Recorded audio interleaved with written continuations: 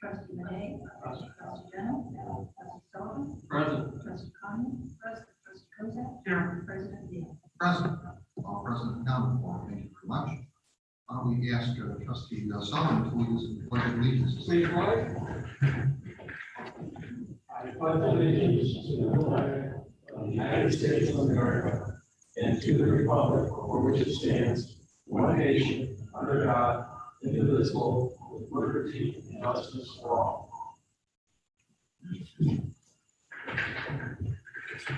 Thank you, Trustee Sullivan.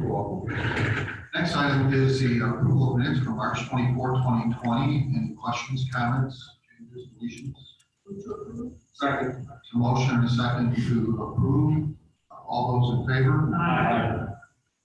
6 ayes, motion carries. Next item is approval of expenditures in the tune of $6,835,715.30. Any questions, comments? Move to approve the expenditures as presented. Second.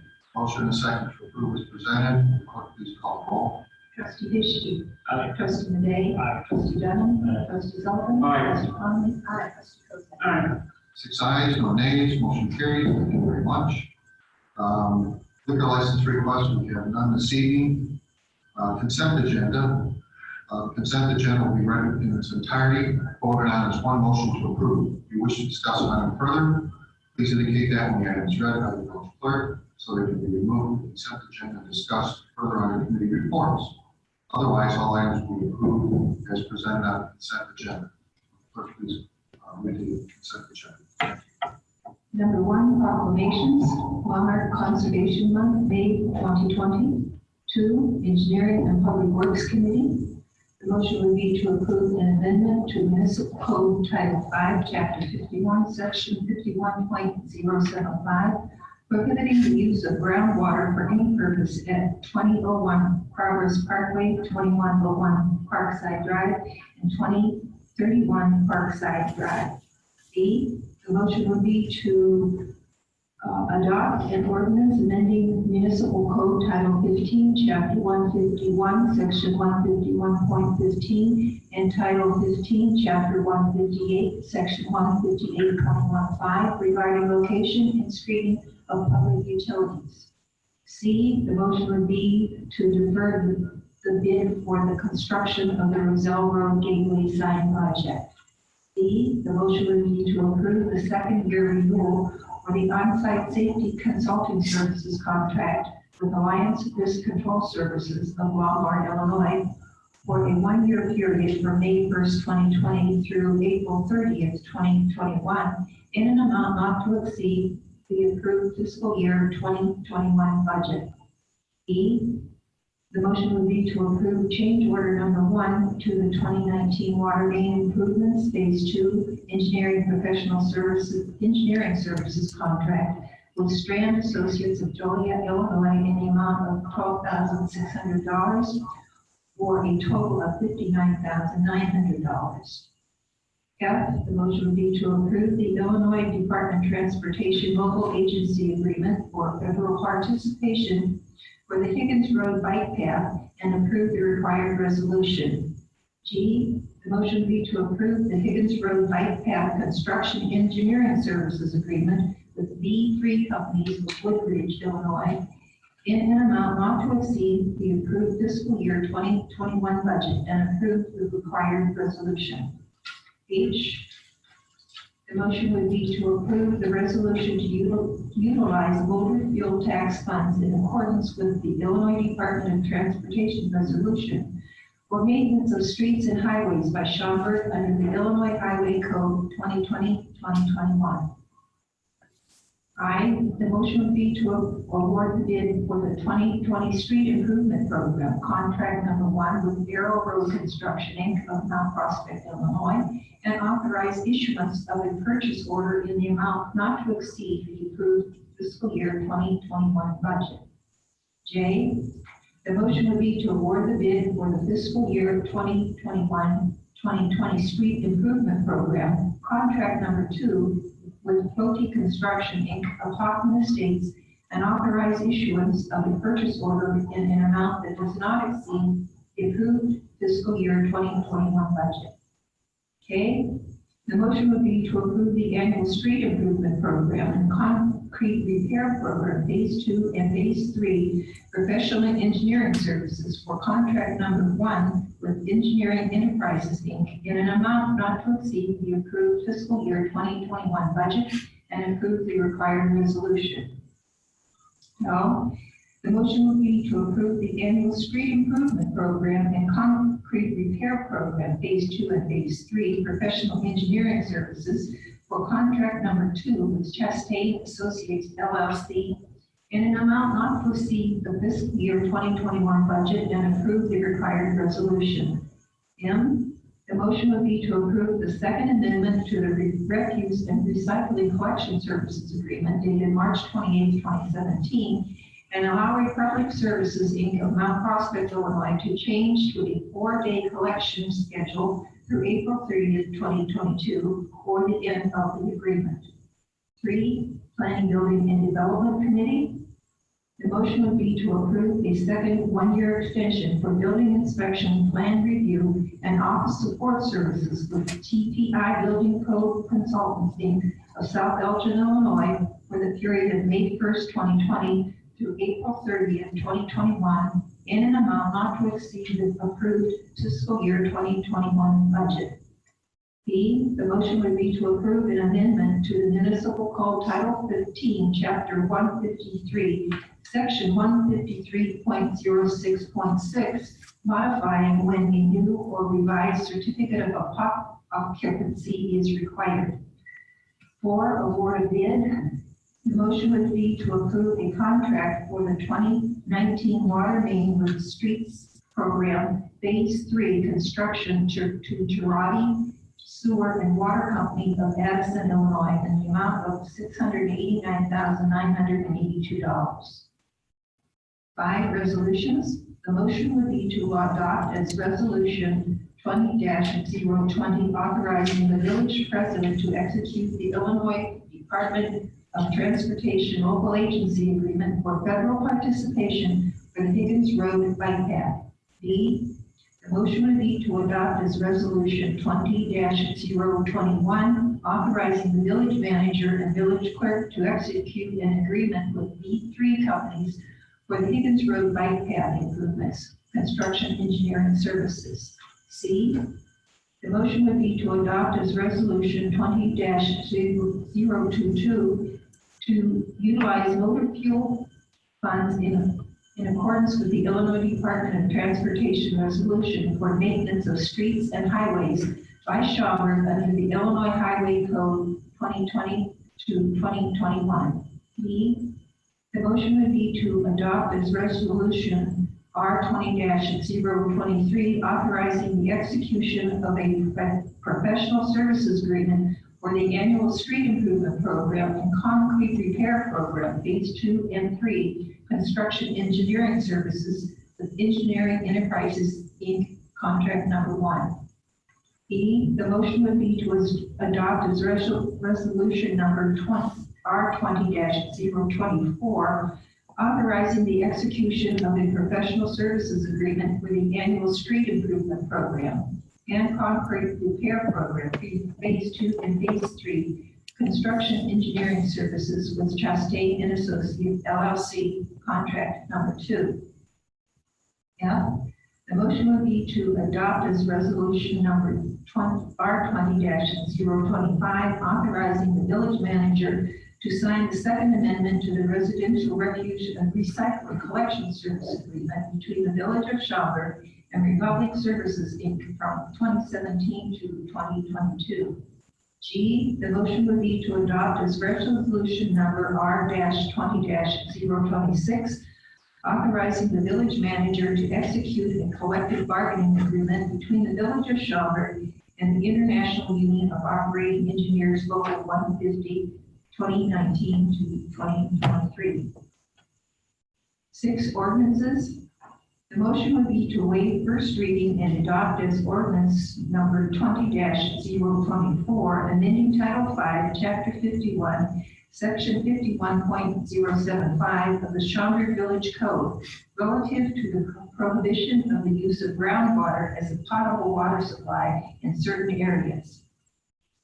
B, the motion would be to waive first reading and adopt as ordinance number 20-025, amending Title 15, Chapter 151, Section 151.15, and Title 15, Chapter 158, Section 158.15, with regard to location and screening of public utilities.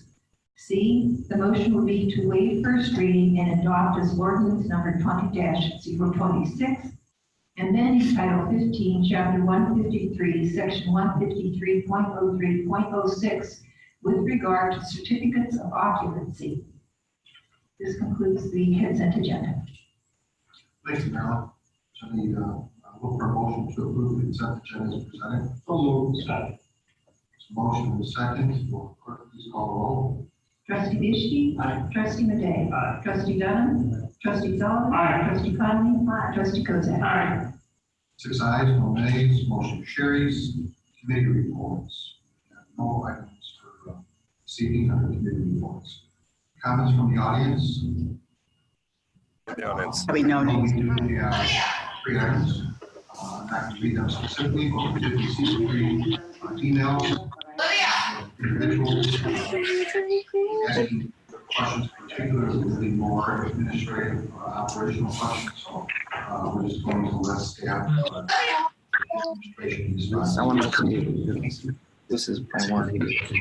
Yes, the staff will share those.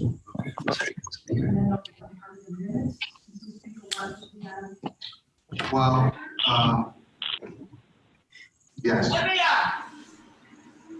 They all have to do, actually, they all have to do with associations. They have questions with, regarding associations. Yeah, it's really nothing to do with us. It has to do with functions going on within for associations. If we remember from last year. Okay. Anything further? So I was just going to say that I will make sure that all of those emails are given to the clerk and she included as part of the record. Yes.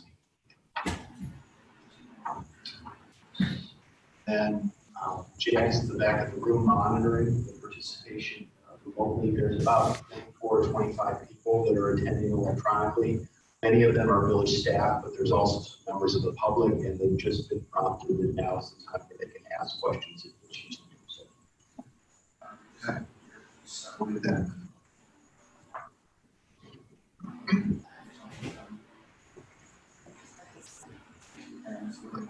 Hi, Jamie. Hello, how are you? Somebody unmuted there. But,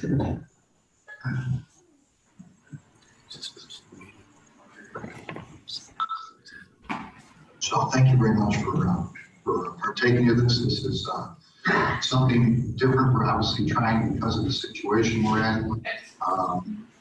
Long term, we'll all get back and have people here and people around us once again. But for now, at least, this is something that Brian and staff has come up with, is a way of still meeting the requirements, the Open Meetings Act required by the law.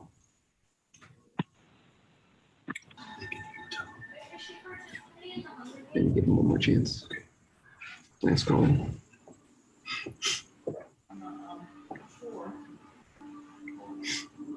Just so everyone's aware, this will be the last call for public comment at this meeting. If there's anybody who's participating remotely by Zoom that would like to ask a question or make a comment, now would be the time to do so. They do that probably by unmuting. They are. Unmute and Jack is controlling and he has unmuted all of their microphones. So if they unmute, then we'll hear them.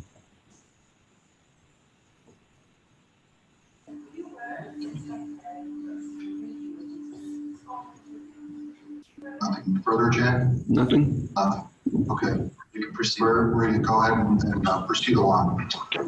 Moving on to council report. Good evening, thank you very much.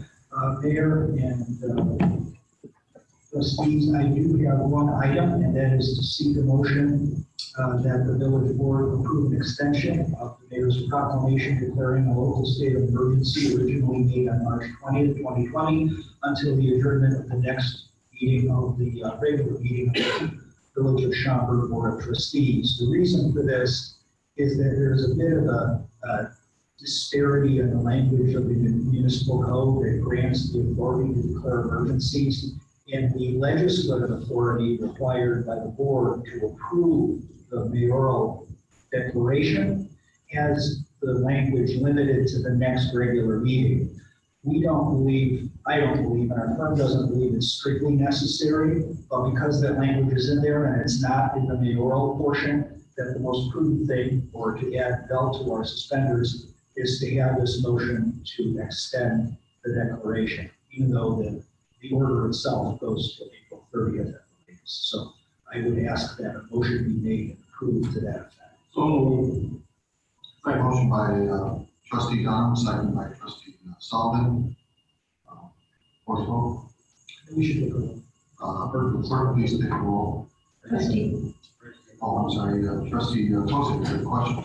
Are we restricted to just the meeting to meeting of 30 days and we extend this out to 60 days because of the situation where I said we don't know where governor's going? Could we make this a 60-day? Well, the most prudent thing is for the board, as it continues to meet regularly, to simply extend to the next regular meeting.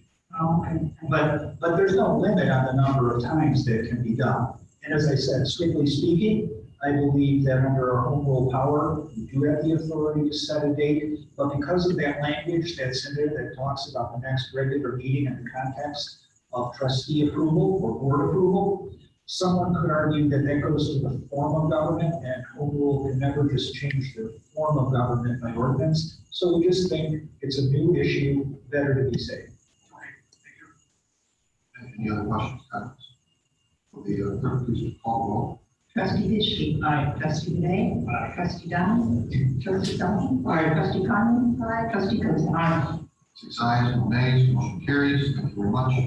Thank you, that's all I have. Okay, thank you. President's report. I have one item that was given to me regarding the executive order. This is in response, again, of course, to COVID-19. This is regarding a written clarification by registered mail. Return receipt requested for public hearings. This is down as an informational item and gives an opportunity in case anyone has any questions over this item to ask it now. This is saying that you by executive board could bring that. That's, as I understand it, correct. That is correct. It's during the period of the emergency. Right. Hearing none, we will move on. That's all I have. Manager's report. We have one item this evening that I'd like to report, and it does require board action. I'll give a brief summary of the material that's been included in the packet. And one of our resources director who drafted this material is also participating by Zoom, and so if there are any technical questions, she's available to answer those. In summary, the federal government has passed a new federal law called the Families First Coronavirus Response Act that essentially mandates that employers across the country, including any private business of 500 or fewer employees and any public employee, which would include the village, to provide paid leave to all of its employees, both full-time and part-time. And essentially, there are two categories of leave that are granted under that federal law. The first is a paid sick leave benefit for people who are stricken with symptoms or illness related to coronavirus. And then there is an extended family leave provision that is granted to employees who may need time off to care for children as a result of a school or daycare. In total, those requirements could mandate the village to provide up to 12 weeks of paid leave to any employee in the village of Schaumburg. The other important provision of this law is that the federal government allows, and in fact, encourages employers of first responders to broadly exempt employees from the federal law for the purposes of ensuring that essential government services, including services in local entities like Schaumburg, are not interrupted as a result of this leave. And so in terms of considering that mandate and applying it to our situation here, we felt it was best that we exempt all of our employees from the provisions of that federal law and instead craft a more appropriate leave program for our situation, which in essence would grant every employee of the village, full-time or part-time, with up to 2 weeks of paid sick leave. This is a new benefit that we provided to all employees and approved by the board, and provided that the employee has illness or symptoms or needs to care for a family member, they would be granted 2 weeks, up to 2 weeks of paid sick leave. And if you're a part-time employee, that would be based on the number of hours that you normally work. If you're a 35-hour-a-week employee, you would get up to 70 hours. If you're a 40-hour-a-week employee, you would get up to 80 hours. You would have some firefighters who work in excess of 80 hours. And they would be allowed up to a maximum of 100 hours. And so what we're recommending this evening is that the board approve this new benefit effective immediately for employees in the village to help them take care of themselves and family members who are stricken by coronavirus. And with that, I will stop there and ask if there are any questions that I can address. Questions, Councilor Ward, Trustee Donovan? So my understanding is this would be on top of all the benefits that are used. So if someone were ill or they had this childcare situation, they would use this benefit, the federal benefit first. Correct. And if they needed longer time off or whatever, then they would begin using their sick time or their personal time or whatever the situation might be. It depends on the specific provisions of each of the labor contracts in terms of what that time is allowed to be used for, but generally that's correct. That's correct. We have also talked about internally allowing employees who do not have time to use unpaid time if they would choose to do so.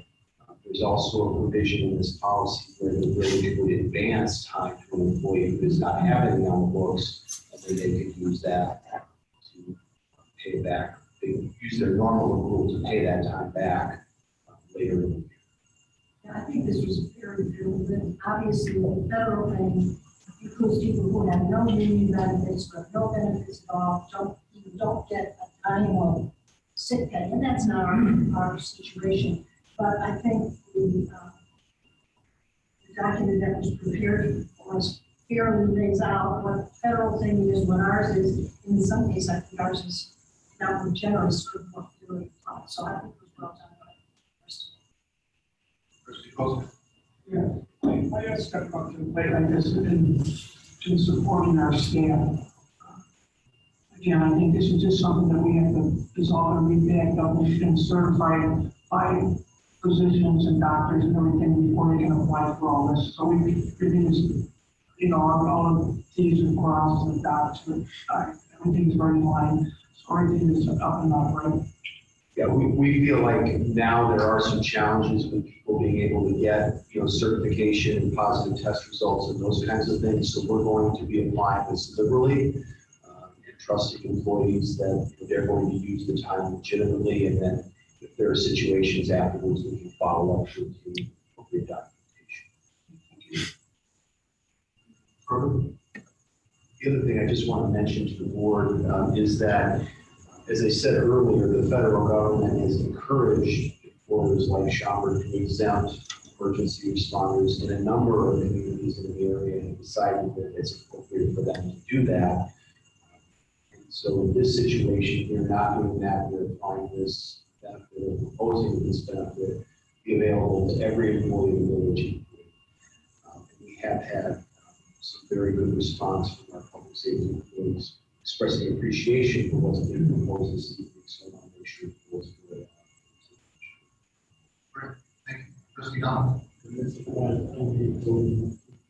That's correct. Questions, comments? Then I look for a motion to approve resolution R-20-027, resolution adopting temporary COVID-19 emergency sick leave policy for employees of the village of Schaumburg. So moved. A motion and a second. Who's the first? We'll get trustee Dunn, Sullivan? trustee Sullivan. Sullivan. They got the look. Okay.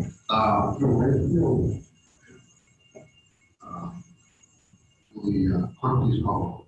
Trustee Bishop? Aye. Trustee Renee? Aye. Trustee Dunn? Trustee Sullivan? Trustee Conlon? Aye. 6 ayes, no nays, motion carries. Thank you very much. Anything further, right? That concludes my report. Thank you. Okay, thank you. New business. Any new business? We have no new business this evening. Unfinished business. Mayor, trustee comments and mentions.